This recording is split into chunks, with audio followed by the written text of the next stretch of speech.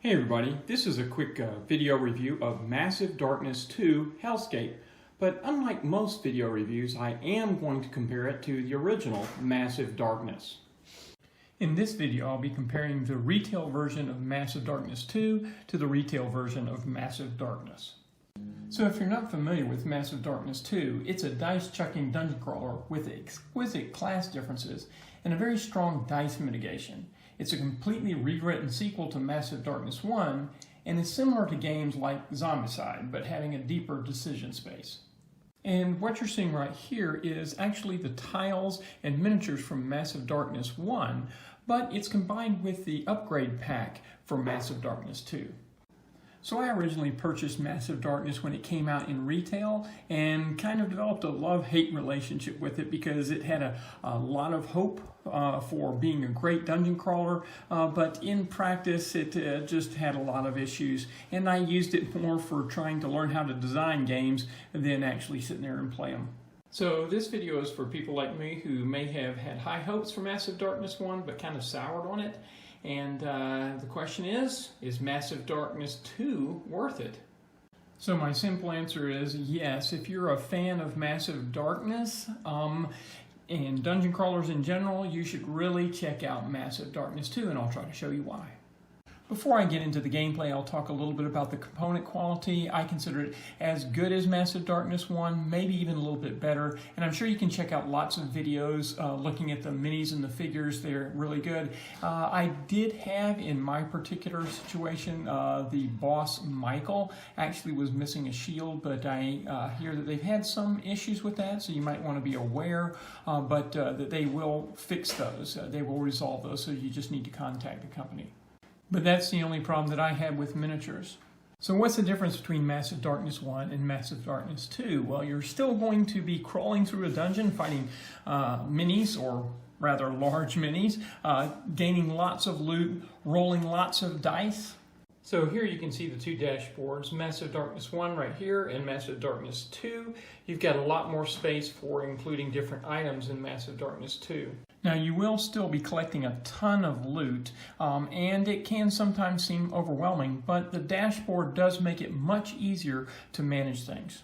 So on each of the different item cards, they had BAMs and diamonds, and we'll talk about that a little bit more, but you had to look at the class sheet, and then the monster, and then the special weapons, and your own weapons, and so it was really difficult to keep track of in Massive Darkness 1. In Massive Darkness 2, you still have all the item cards that have special abilities on them and everything, but they've been streamlined with the use of mana and reroll and things, and we'll talk a little bit more about that, and bringing them together in the dashboard, it just makes things much easier to manage. Now, the transmute capability has been replaced by the Forge. You place these icons throughout the dungeon and you can transmute in those locations. Now, I'm kind of ambivalent about that because thematically it makes some good sense, but as a true solo player, it's a little hard to manage when you've got a great big stack of cards. Now for melee characters, that's not as much of a problem, but for the ranger or for the wizard that really has the special kind of weapons, I just collect a lot of weapons that I might not be using. So that's a case in which you might want to add a house rule to maybe continue to use the transmute capability, or you could do a thing like what I do here is if I find a weapon of any kind, then I allow myself to search through the deck for a weapon matching the type that I want to use. But again, that's because I play true solo, and so I don't have as much capability to trade with other heroes on the board. So let's talk about movement through the dungeon, balance, and motivation for playing. All that is much improved in Massive Darkness 2. So let's start and talk about the door cards and the event cards. These worked with the way things were laid out, and it seemed to imply that you were kind of exploring and you were going to be surprised by things.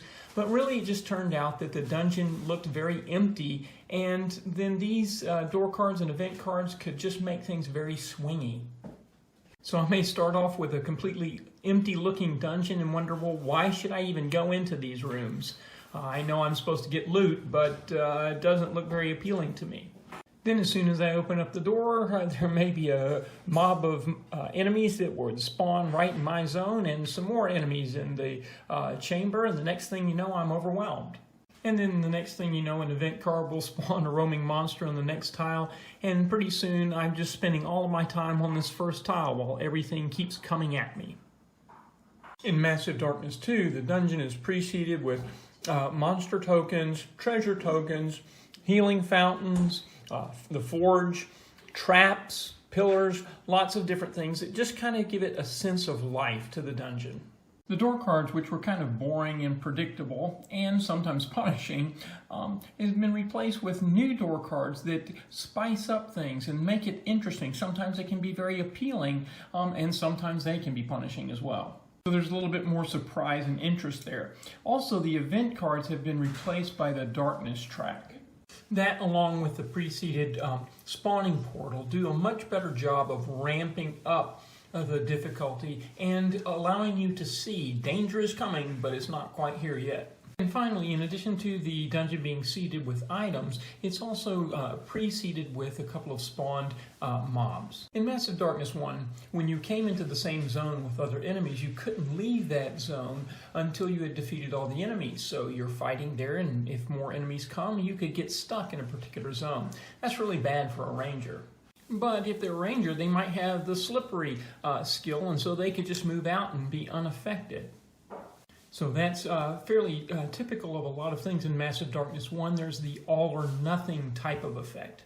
In Massive Darkness 2, you can decide to just run away, and if you do, you will have to pay 1 wound for each miniature in that same zone that you travel through. So there's a cost-benefit type of analysis that you can do. So again, your decisions are becoming valuable. In Massive Darkness 1, you could exploit the dark and light zones in a cool effect, which was intended to kind of be like you're hiding from the enemy, and maybe that's a good thing. But for example here, if my ranger is just 2 squares away, these enemies wouldn't even find them. They would travel toward the start because the ranger is in a dark zone. So while hiding seemed cool a little bit, you could actually game the system pretty easily. In Massive Darkness 2, the enemies just always go toward the closest hero. So while we're talking about running and hiding, in Massive Darkness 1, the dungeon level was managed by tokens that were placed out on the tiles. So if you have a hero that's trying to run away from the enemies, if they crossed into a new tile, the level would automatically go up, even though the hero has not gained any abilities, skills, or strength. So now they have to fight enemies at a higher level. Plus, you had to manually track the tokens and flip them over to keep track of where you are in the dungeon. In Massive Darkness 2, the heroes level up, similar to the experience phase in Massive Darkness 1, and it's easily tracked by this token on the side of the dashboard. The dungeon level is just the maximum level of all the heroes. So all of those things work together to give you a better feel of movement and a balanced play throughout the game. But more important than all of that is how the combat system has changed in order to improve the gameplay and the balance. This is an interesting situation in the sense that to the casual observer, it looks like everything is pretty much the same, and it does behave similarly, but there's some important differences. And the main point is in the diamonds and BAMs of the old Massive Darkness 1. Now, if we look at these, they seem to be very similar, but in Massive Darkness 2, the BAMs and diamonds have been replaced by mana symbols, and the dice have been tweaked a little bit. And the key value is when you get this mana, it's you save it as a token, and so it's like a resource that you can use to spend to activate a number of different things. So in this particular case, it might be used to gain 2 swords in a ranged attack. It might be used to gain a shield when defending, or when attacking, you could use mana to actually do a reroll. Now, in addition to the weapons and items allowing you to use mana, the different class abilities and skills also allow you to use mana and give you the abilities of things like rerolling. The great thing about rerolls is they can be used either for your attack dice or for the defense dice. And in addition to the attack and defense dice that were in Massive Darkness 1, there are some new die in Massive Darkness 2. The enemy die have scratch and claw symbols on them. The scratch symbol means that the hero takes 1 automatic damage, and the claw symbol triggers an effect shown on the enemy card. These dice replace the counterattack effect of Massive Darkness 1 and greatly streamline the combat. And the final purple die is the shadow die. It is really cool. In Massive Darkness 1, they introduced the dark and light zones, which was really a nice game idea, but it was not used as powerfully as it could be. You might use it for the cat and mouse type of thing to try to avoid the enemies, and you do get some special abilities from attacking from a shadow zone, which was powerful. In Massive Darkness 2, you don't really use the shadow areas to hide from the enemies because they always attack the closest hero. Instead, you move into those dark zones so that you can get this purple die. Now, this face symbol allows you to use the hero's special shadow ability, but other sides of the die give you mana and a very powerful 3-sword attack. So here's the fundamental essence of the game. You'll be rolling dice, and then you will be using your abilities and your skills and mana to mitigate the dice roll to maximize your effectiveness as high as possible. So this really changes the feel of the game compared to Massive Darkness 1. This really feels like all of the decisions that you make with respect to these abilities and die roll have a real impact on the combat. So I'll show you that in a sample turn in just a second, but let me cover a couple of other things before that. So let's talk a little bit about difficulty. Out of the box, I would say that the difficulty is very well balanced for what most game players would like. You do get into these situations where you've got quite a number of enemies around you and wonder, how am I going to get out of that? And that's especially true if you're playing with the Massive Darkness 1 upgrade and you've got these agents spawning mobs everywhere they go. But the interesting thing is you can easily increase or decrease the difficulty based upon your playstyle. To start off with, you have the Lifebringer token, which is similar to the Lifebringer in Massive Darkness 1. So you can easily add more or fewer of those. But you can also easily increase or decrease the number of minions that are spawned with a mob. Now, in Massive Darkness 1, you could have tried that, but because of the swingy nature of the game, it just amplified the bad effect. Since this is fairly well balanced, it's easier to adjust the difficulty in those ways.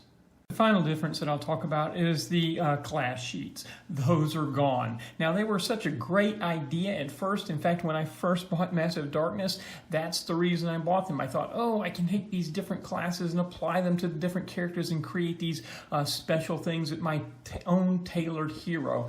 But it never really worked out that way, and it just looks like a spreadsheet almost. Those sheets have been replaced with 6 completely different mechanics for each of the different classes in Massive Darkness 2. And not only do they have their own mechanic, each one has a set of class cards that goes with it to build up the class. Now, I'm not going to go into detail of these because I'm absolutely positive that you can find plenty of videos explaining each of these classes, because it is by far the best improvement to Massive Darkness 1. I know of no other dungeon crawler game that has such varied difference in these classes.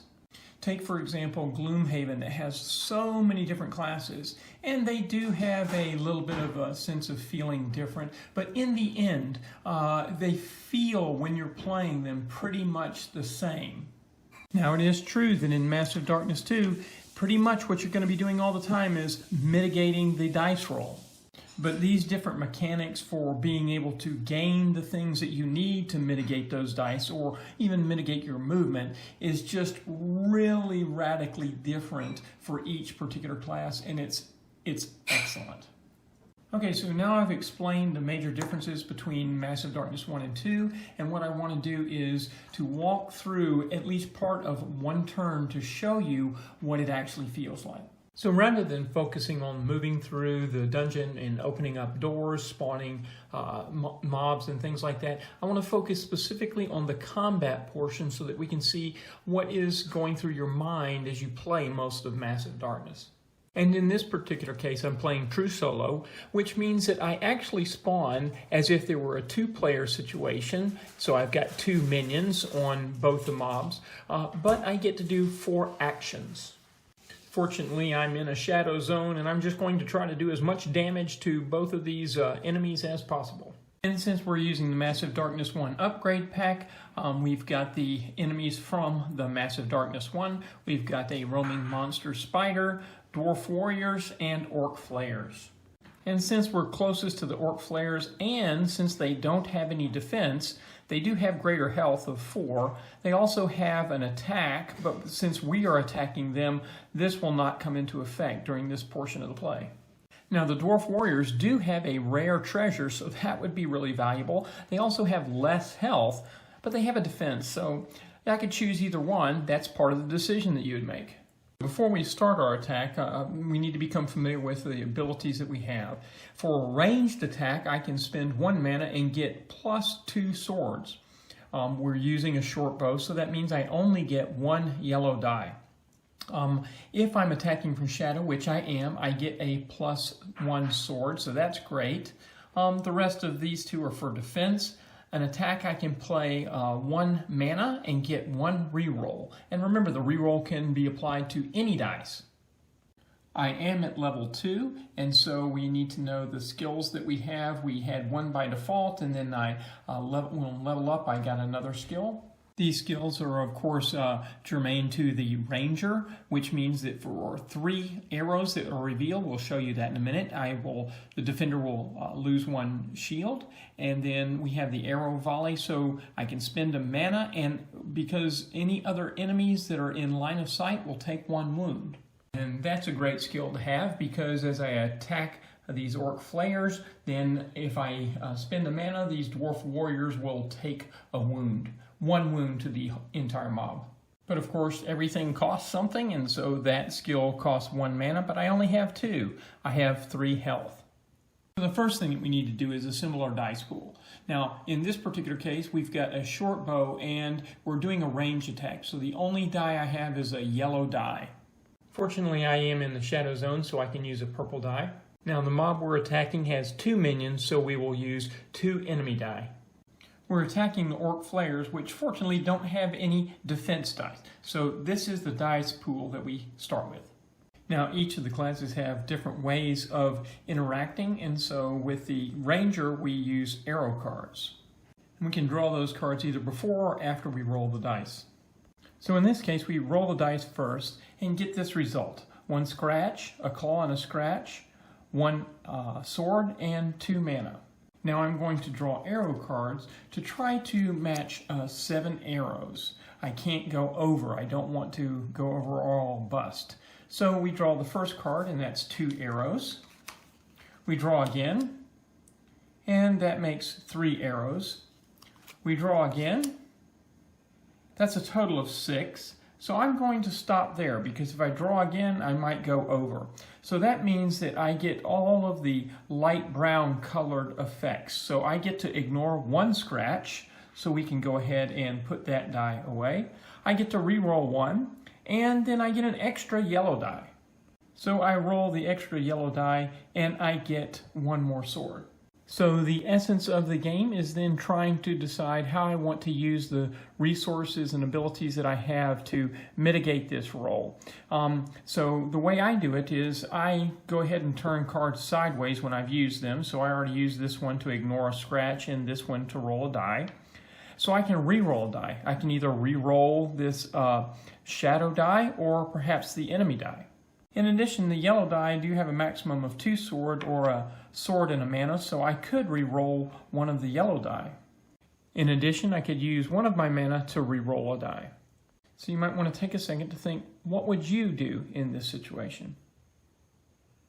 Now, one of the things that I found during the game is that the actual special ability of the hero does make quite a bit of difference. So, for example, for Sybil, she has spend 1 mana to gain 2 swords on a ranged attack. That is so powerful that I want to do that almost every time. So I'm going to use 1 of my mana to gain 2 sword. And the way I'll do that is I'll mark it here, And I'll just add another die here with 2 swords on it so I can see what the current setup is. I also then have a shadow attack plus 1 sword. So I will again grab another die with a sword on it just to show that I've used that. And sometimes I just take a die and put it on the blank side to mark that I've used that ability. Now before I use this other mana to perhaps do a reroll, I'm going to go ahead and use this free reroll to reroll the shadow die. The 2 mana are nice, but I really want to try to maximize my attack. So in this case I only rolled 1 sword, so that is okay. Now the next question is, do I want to try to reroll it, or maybe even this scratch one? Or do I want to use that mana to try to increase my wounds on the other enemies? Remember, the arrow volley has the ability for that when I do a ranged attack, each other enemy in line of sight takes a wound. So rather than re-rolling, I'm going to go ahead and use this ability. Although re-rolling the shadow die might be good because it does have 3 swords on one side. Now Sybil's shadow ability is to draw and discard a card, but I don't have the face showing up, so I can't use this arrow card to do some re-rolls. So I am going to spend the mana to do a wound to one of the other enemies. And so it's the dwarf warriors that are in my line of sight. So we will add 1 wound to that enemy. Now that we've decided all of our actions, we total things up. The claw doesn't come into effect because we are attacking them, they are not attacking us, but the scratch does. So we will actually lose 1 health from that die. The orc flares have a health of 4 for each miniature, so we have a total of 4 swords here that can take out the first minion. So we will remove 1 minion from the board and increase our experience by 1. That leaves us 2 more swords that do 2 damage to the flares. So we'll add 2 wound tokens to the flares mob. And then we just clean up anything that we use to mark or spend. So the arrow cards, we will not be using them in this continued turn. At the end of the turn, they will be added back to the stack. But for any other attacks during this turn, we'll use the remainder of the arrow cards. So that is the process that you will repeat over and over during the game. That is the focus of what the game is about. When you defeat an enemy, including all the members of the mob, you get the weapon that they were carrying, and then you also gain a treasure. So for example, this is a common treasure, so you would draw a common level card. And then of course you discard the enemy card. So we've talked a lot about how Massive Darkness 2 is similar to Massive Darkness 1, how they're different. What about the game Zombicide? It's also very similar to Zombicide in many ways, another CMON game that's very popular. And in particular, I have Zombicide Black Plague. How do I see these as similar or different? Well, of course, they're both about fighting monsters. Zombicide's not really in a dungeon, but it's similar to a dungeon. This one definitely has the dungeon feel. They do both have a sense of something sometimes getting useless loot, but in Massive Darkness, you're getting a whole lot more of it. So even if some things aren't very valuable, many things are. In Zombicide, you have to take an action to get the loot, and you kind of take an action to get loot here, but in Massive Darkness, you're getting loot all the time. It's a fundamental part of the game. They are similar in the sense that in both of them, you're throwing dice, you're moving, you're deciding which weapons to use, but in Zombicide, it's much more like throw the dice, move, throw the dice, move, throw the dice, move, put minis on, take minis off. And you do those same kinds of things in Massive Darkness, but there's much more studying the dice, what they are, what the results are, how you want to mitigate them. There's much more focus on that part of the game. In both of the games, you have a lot of minis. In Zombicide, you really get more of that sense of the exponential curve as you start. There's a few monsters, but they grow more and more and more. So you just get this overwhelming sense near the end of so many monsters. In Massive Darkness, there's a large number of monsters, pretty much an even pace throughout the game, and there's not that feeling of this exponential buildup of figures on the board. And in Massive Darkness 2, the miniatures are not just big, but they are massive. Here we have the hero that's the same size as maybe on Zombicide, and you see these other minis, just humongous. And of course, as we talked about the dice, in Zombicide, they just have the regular 6-sided die, and so you increase the number of dice that you throw, but you still are building up in Massive Darkness a pool of dice, but it's really more about that mitigation as we've talked about.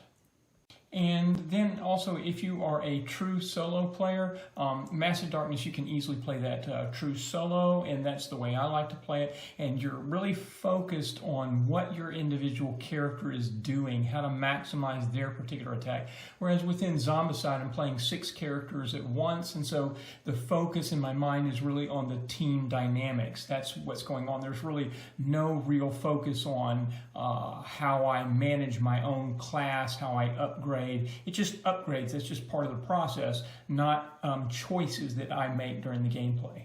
So what do I think about Massive Darkness 2, and should you buy it? Well, I really like Massive Darkness 2, but let me start with a couple of things that I don't like that much. And they're really kind of minor. So the first thing that I don't like that much is the change to the Forge, and that's mainly because I play true solo. And since I like to play with Rangers or Wizards, and the item decks are really big, it means that in general I can wind up with a fairly big stack of items before I ever hit a Forge. Now, it could be that that happens more because of the Massive Darkness 1 upgrade, and I played more turns in that, and maybe the Forges are closer in the Massive Darkness 2. I don't know, but it's easy to fix. I can house rule it a little bit by thinning out the deck some, by focusing it more towards Rangers or Wizards, or that rule that I told you about, that if I find a weapon, I'll just search for the type that I want. Or I can add more Forges in there. But out of the box, that's one rule that I'm not a big fan of. I could even use the transmute from the old Massive Darkness 1. And the other issue is with these small cards with decks that thick, shuffling those together, when it's that thick, it's not easy to bend. So it actually turns out that you can actually deal in order to mix them up if you want, or even just shuffle them and then just grab a random card instead of actually having to shuffle through them. The tiles are not quite as good as Massive Darkness 1. I think that they have a different coating. They feel thinner. Even though they're the same thickness, they just don't feel quite as sturdy, and the artwork is not quite as good as the original Massive Darkness 1, but they're good. And again, since I like using the Ranger and Wizard, I wish there were more instances of things like bows and magic staffs in the regular treasures. The mob items do have a better balance of ranged weapons and some magic weapons, but some of the artwork too, I just look at Massive Darkness 1. I mean, how cool are these, this fire bow and this orb of courage? And I'm sure I can do things to make it work, but it would be nice if it had come out of the box with options to tailor towards a Ranger or Wizard.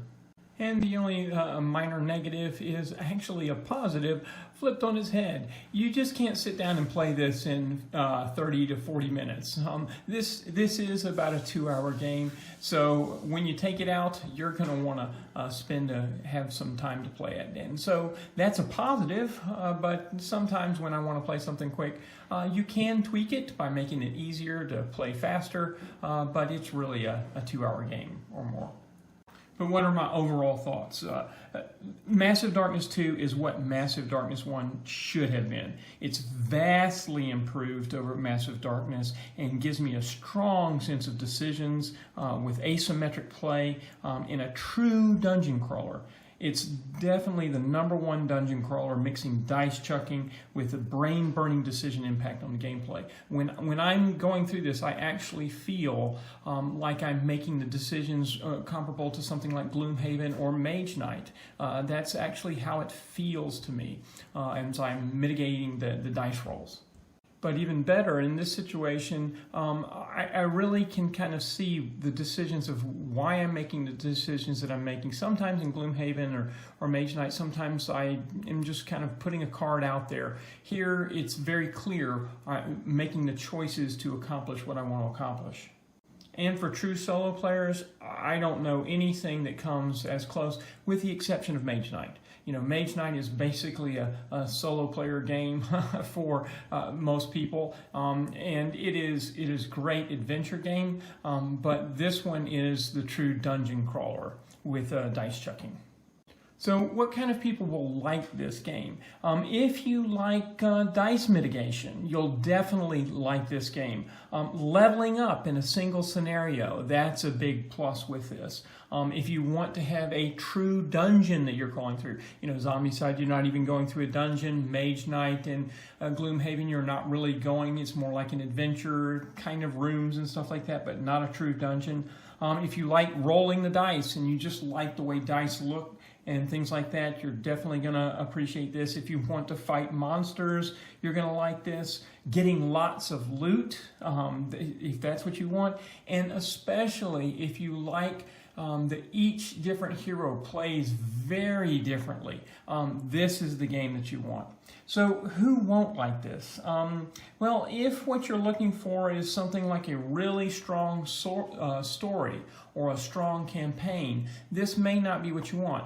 There is a campaign mode, and you play through that, but it's really just tying the several scenarios together. So it's not as deep as, for example, things like Gloomhaven or things like that, and it's probably even a little bit underneath Descent. Descent has even a little bit more story, I think, than maybe the campaign mode would here, although I haven't really played Heavenfall yet.